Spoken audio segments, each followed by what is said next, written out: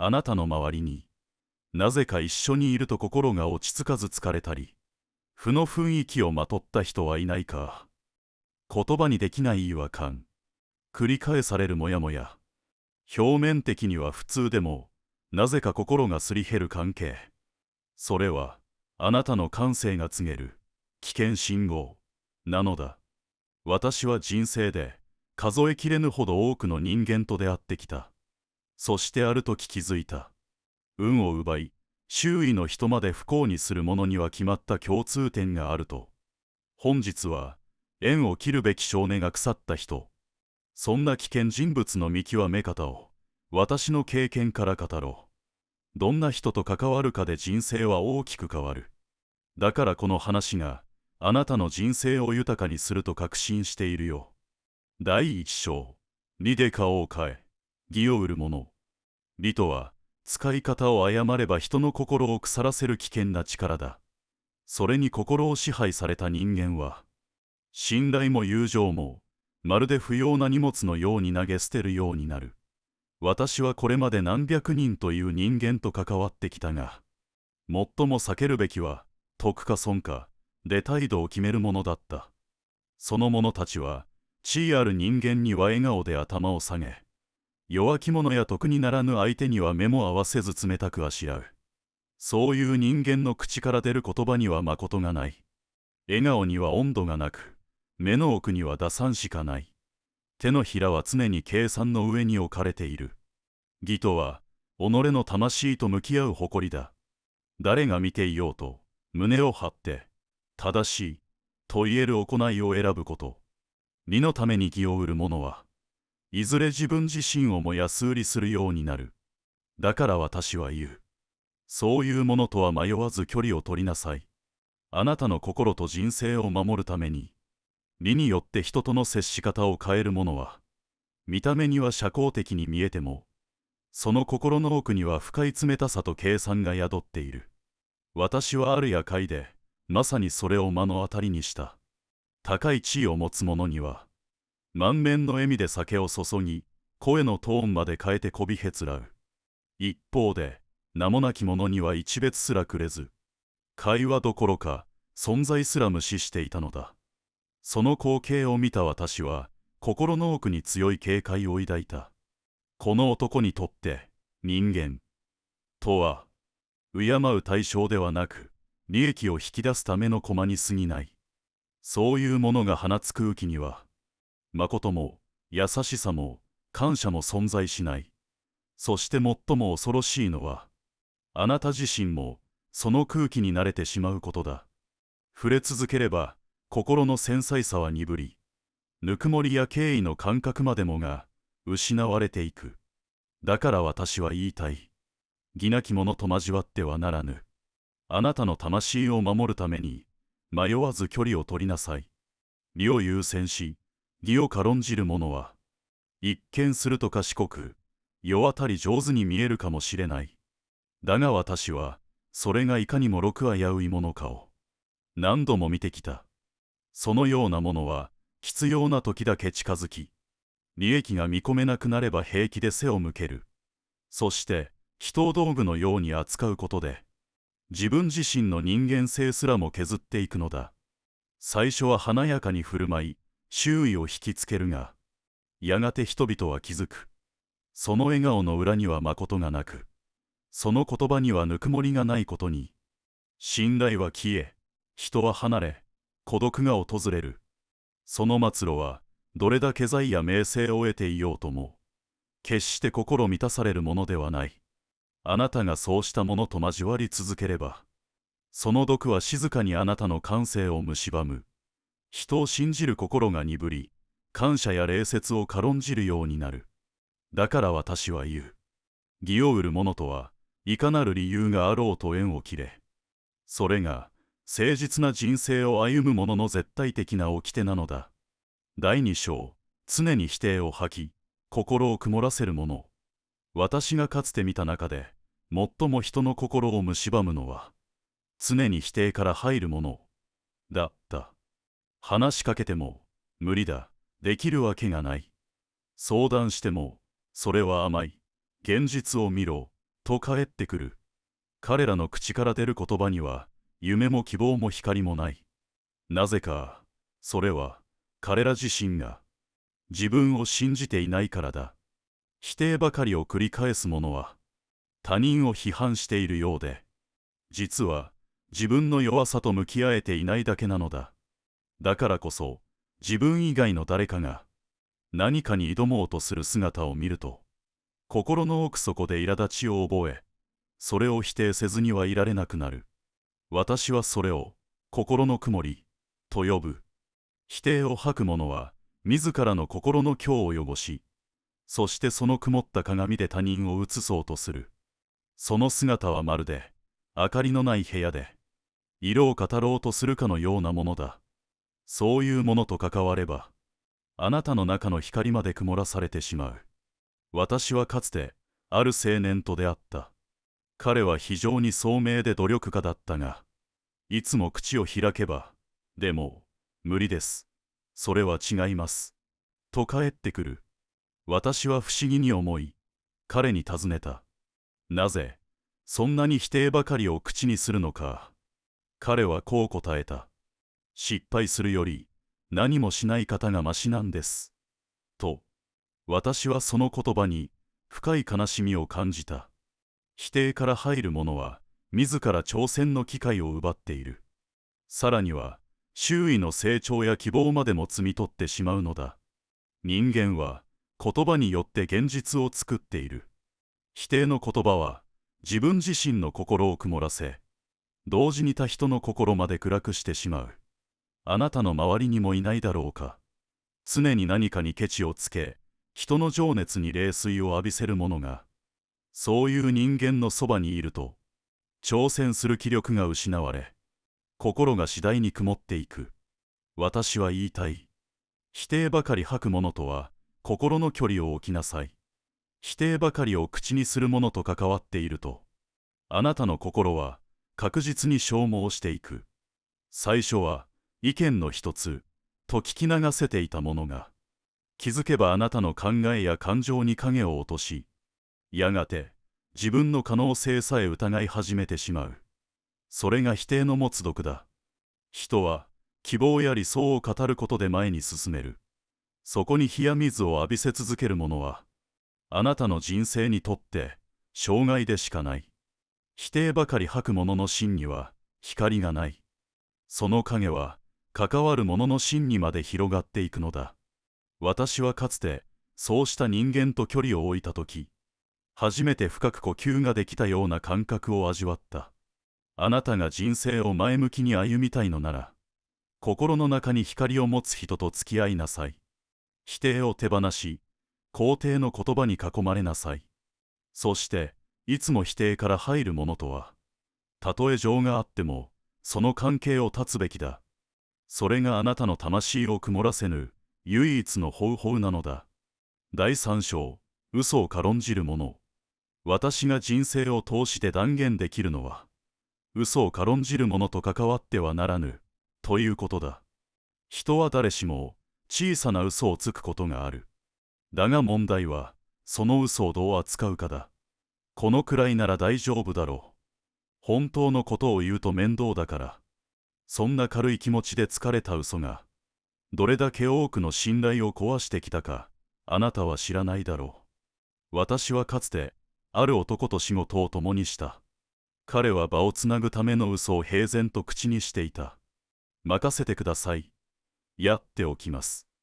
言葉は勇ましいが、実行されることはなかった。そのうち誰も彼を信用しなくなった。信頼とは、積み重ねた誠の上にしか築かれない。一つの嘘は、10の誠を台無しにする。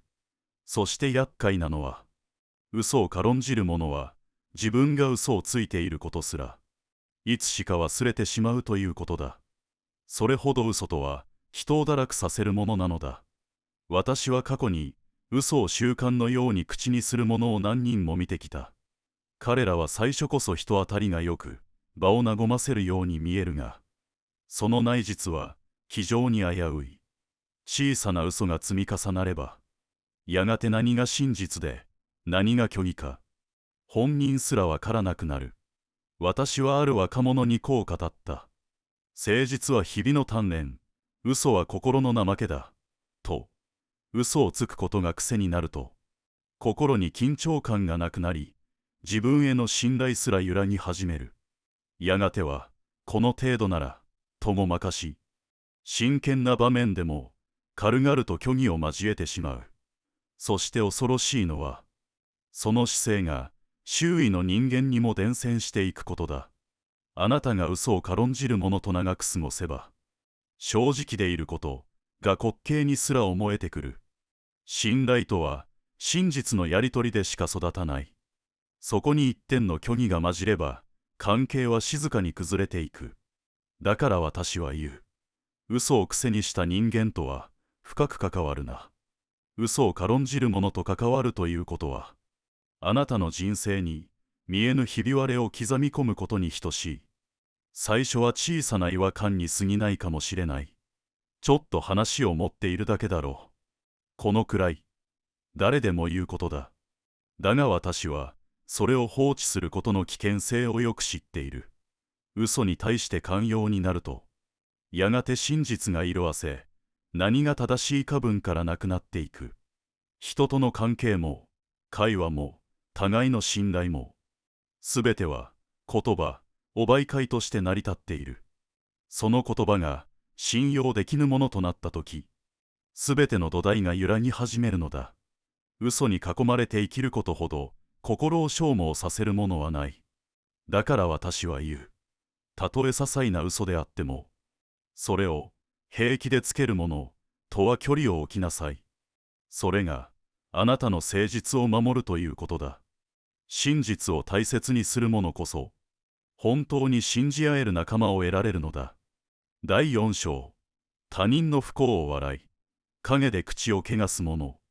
私が最も軽蔑する人間の一つが、他人の不幸を笑い、陰で人のことを悪く言うものだ。表ではにこやかに振る舞いながら、裏では人の過ちや不運を嘲笑い、耳に届かぬところで毒を吐く。こういう人間は、心に闇を抱えている。他人のつまずきを見て、自分が優位に立ったように錯覚し、それによって、己の小ささを覆い隠しているに過ぎない。私はある集まりで、何度もその光景を見てきた。誰かが失敗すれば、陰で笑い声が起きる。誰かが去れば、その直後に悪口が始まる。それを聞いたとき、私はこう思った。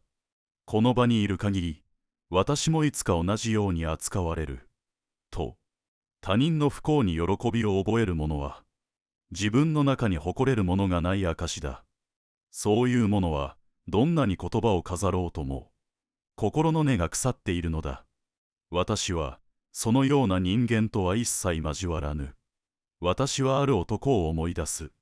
外では礼儀正しく、人当たりも良かった。だが、人がいなくなった瞬間、その口からは毒が流れ出した。あいつは本当に使えない。こないだの失敗、あれは笑ったね。彼の周囲には、最初は人が集まっていた。だが次第に、誰も彼の本音を聞かせようとしなくなった。なぜか、陰口は心を冷やすからだ。陰で他人を笑う姿を見るたびに、周囲は自分もそう思われているのでは、と不安を抱く。結果、人は心を閉ざし、誰もが表面だけで付き合うようになる。さらに厄介なのは、そうした者の言葉が、面白い、などと受け取られ、周囲に伝染していくことだ。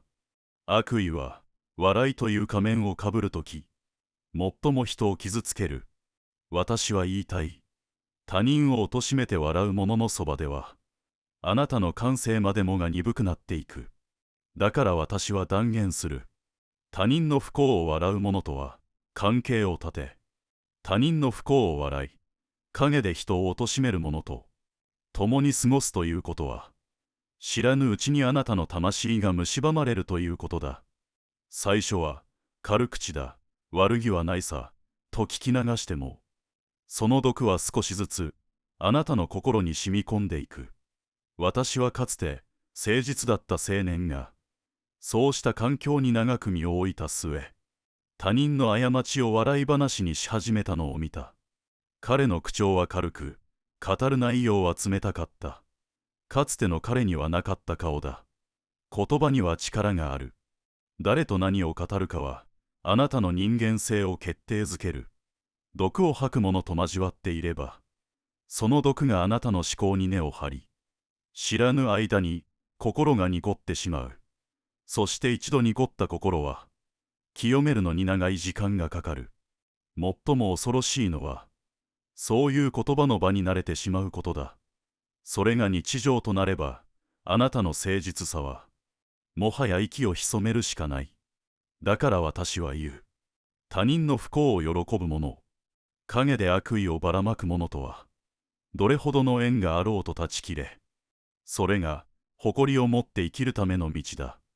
第5章、感謝を忘れ、礼を欠く者。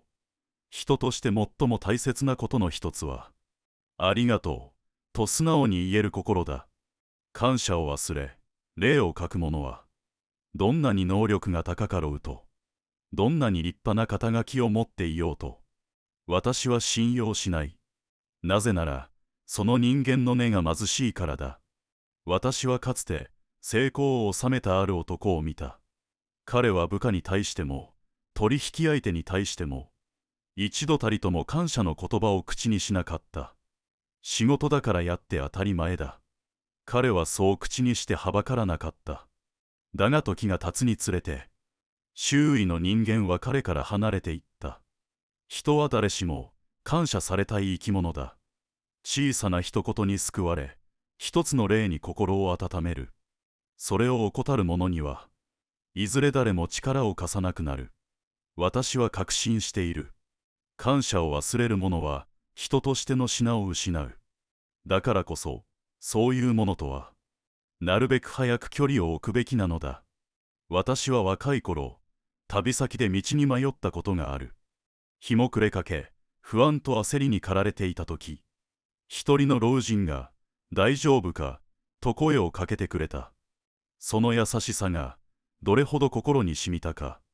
私は今でもあの言葉を忘れていない。たった一言の、ありがとう。それだけで、人は救われるのだ。だがこの世には、人の親切を当然と受け取り、感謝の言葉を一切口にしない者がいる。彼らは他者の思いやりを軽視し、自分は助けられて当然だ、と傲慢な思考に陥っている。ありがとう、とは、自分が一人では生きられないと、素直に認める人間だけが口にできる言葉だ。感謝を忘れる者の心は次第に冷たくなり、人との絆を失っていく。そういう人間と長く交われば、あなたの中の思いやりや温かさまで、確実にすり減ってしまうだろう。私は言いたい。礼を欠く者には、潔く背を向けなさい。それが、あなたの誠実を守る道だ。感謝を忘れ、礼を欠く者には、ある共通した傾向がある。それは、自分だけで生きているという錯覚だ。自分の力でここまで来た。誰にも頼らず、すべてをやってきた。そんな風に考える者は、他人の支えや助けに気づかず、礼を言うことを軽んじてしまう。だが私が見てきた本当に偉大な人物たちは、皆一様に感謝の心を忘れなかった。彼らは自分だけの力ではない、と知っていた。家族や友人、仲間、そして時には無名の誰かの善意。そうした支えがあったからこそ、前に進めたことを断り返していたのだ。感謝を口にする人間は謙虚であり、礼を欠かない人間は信頼を集める。私は言いたい。どれほど成功しようと、どれほど賢かろうと、感謝を軽んじる者の背には、いずれ深い孤独が忍び寄る。だからあなたも、礼を知らぬ者とは心の距離を置きなさい。それが誇りある人生を築く第一歩となるのだ。第6章、金銭と物を粗末にする者。私が人生を通して感じたことの一つに、金と物を粗末に扱う者は人の縁も粗末にするという心理がある。金銭や物はそれ自体がただの道具に過ぎない。だがそれをどのように扱うかによってその人間の精神の在り方が見えてくるのだ。私はかつてある男を見た。食事を平然と残し、物をすぐに壊し、金に対してもまるで水のように使っていた。どうせまた手に入る、こんなものは安い。そんな言葉を口にするたび、私は彼の中の人間的な重みが失われていくのを感じた。金や物を粗末にする者は、その背後にある労力や恩を想像する力が乏しい。それはつまり、他人の苦労に鈍感であり、感謝や敬意を持てないということだ。私は確信している。金銭や物を丁寧に扱う人間は、人の縁や心も丁寧に扱えるものだ。だから私は言う。金や物を粗末にする者とは、距離を置きなさい。私は若い頃、旅先で宿を共にした男がいた。彼は裕福そうで、財布から無造作に金を取り出し、使った後の紙幣をぐしゃぐしゃのままポケットに押し込んでいた。さらに、借りたものも丁寧に扱うことはなく、椅子は雑に引き、茶碗も音を立てておく。私はそれを見て、彼の心に余裕がないことを感じた。金や物を粗末に扱うということは、その背景にある、誰かの働き、や、時間の積み重ね、を、軽視しているということだ。その感覚は、人との関係にも現れる。人の思いや手間に対して鈍感になり、ありがたさや配慮を忘れてしまうのだ。私は言いたい。そういうものは、どこかで人をも使い捨てにする。物を丁寧に扱う人は、人との関係にも敬意を払うことができる。だからこそ、金と物を粗末にする者と長く付き合えば、あなた自身の価値観まで乱れてしまう。そういうものとは、慎重に距離を取るべきなのだ。金銭や物への態度には、その人の人間性が如実に現れる。それらを粗末に扱う者は、往々にして他者の労苦や努力に思いを馳せることができない。私はある時、知人の一人が、贈り物を受け取ってすぐに開封もせず、そのまま棚の上に置いたまま忘れていた姿を見た。ありがとう、と言いながらも、その言葉に魂はなく、ただの形式に過ぎなかった。私はその光景に深い虚しさを覚えた。金や物を大切にするとは、それを通して人とのつながりを大切にするということだ。一つの贈り物には、相手の思いが込められている。一枚の紙幣にも、誰かの労働の汗が染みている。それを無造作に扱う者は、人生そのものを軽んじているのと同じだ。そしてその感覚は、やがて人への態度にも現れる。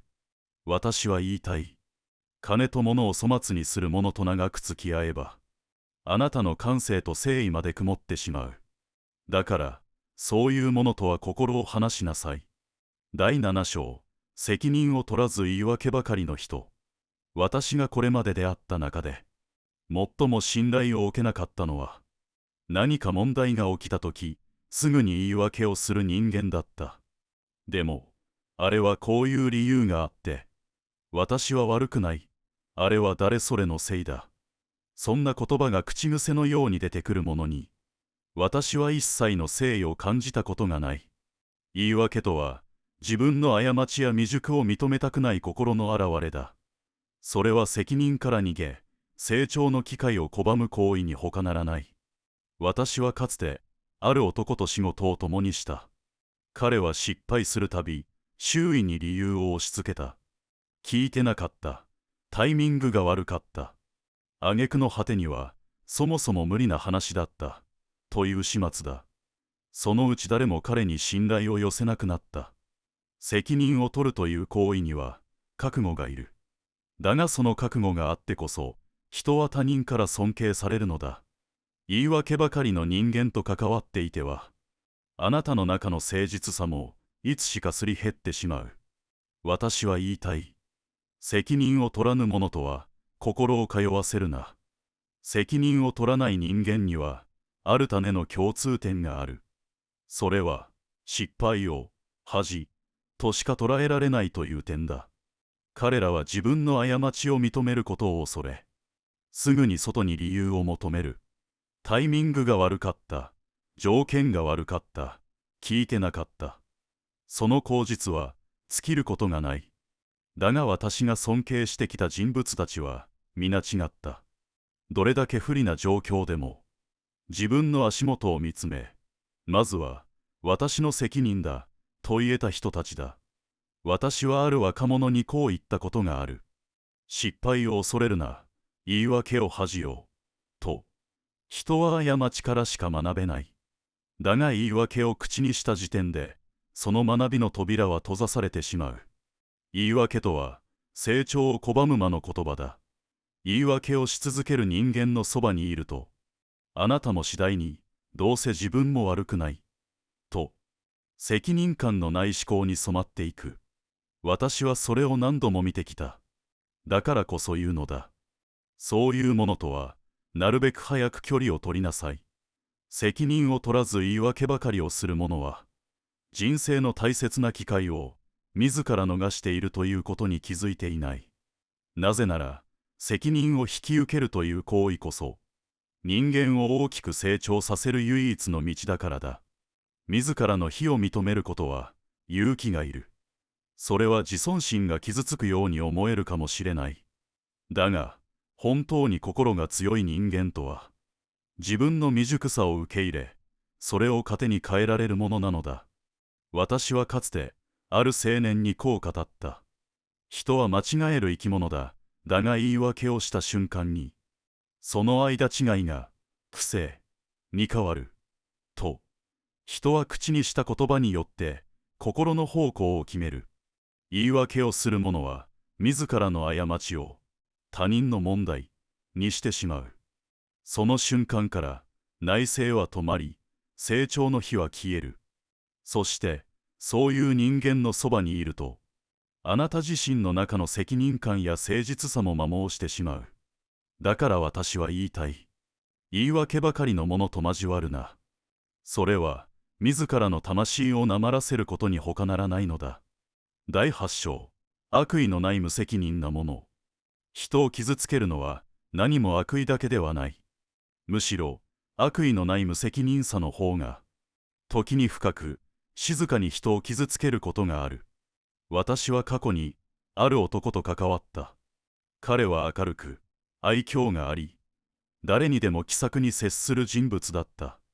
だが約束は守らず、物事の重みを断りほぐせず、人の言葉にはいはいと軽く応じてはすぐに忘れた。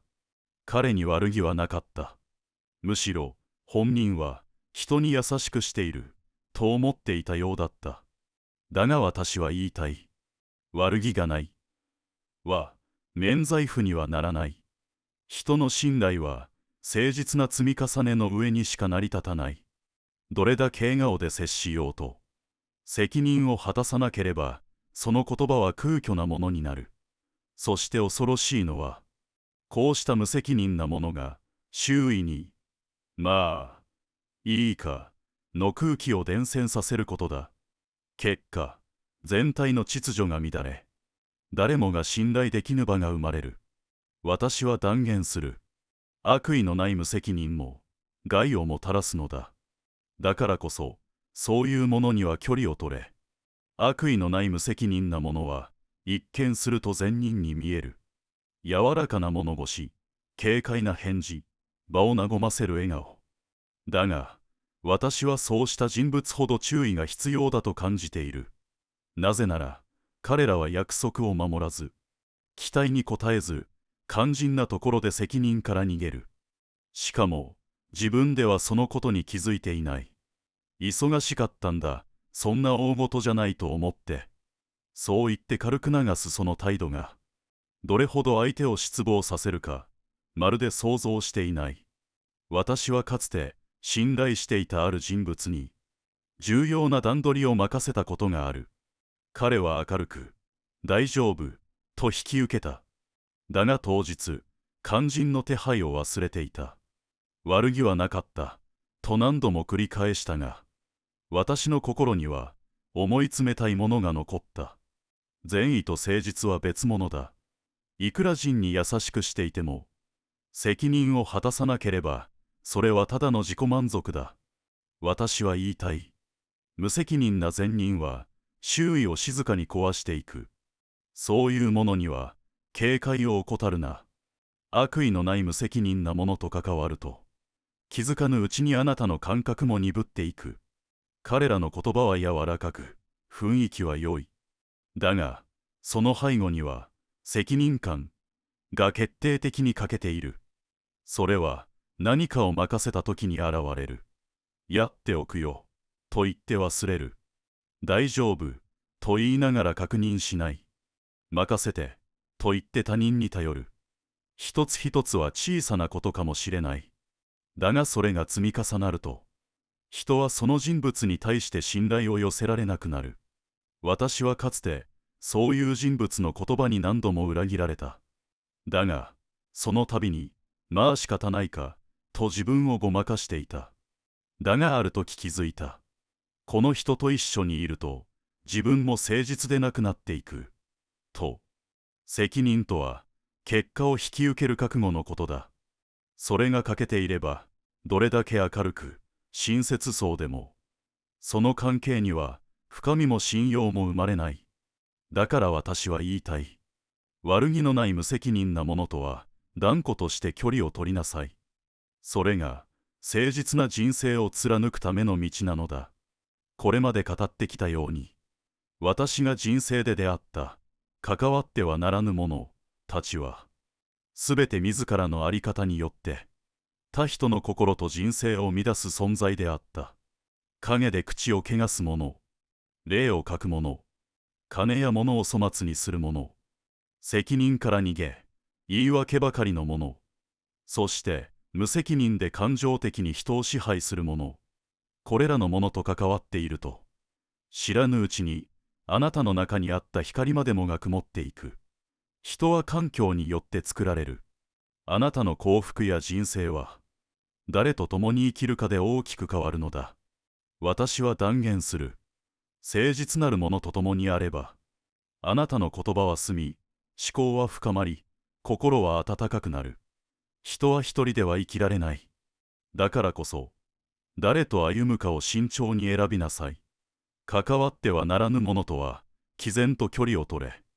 そして、まっすぐな魂を持つ者と手を取り合い、人生という道を気高く歩みなさい。いかがでしたか？もし今日のお話が、皆様の人生に新しい気づきや励みを与えるものでしたら、コメント欄に、100を、また改善点やご意見がありましたら、0をお書きください。いいね、ボタンとチャンネル登録していただけると、とても励みになるので、ぜひよろしくお願いします。今後も様々な偉人の言葉を配信していきますので、通知をオンにして、次回の配信をお見逃しなきようお願いいたします。偉人の言葉を応援、ご支援してくださる方は、メンバーシップへのご加入をご検討してくださると幸いです。限定動画も配信しているのでぜひご覧ください。本日はご視聴いただき、誠にありがとうございました。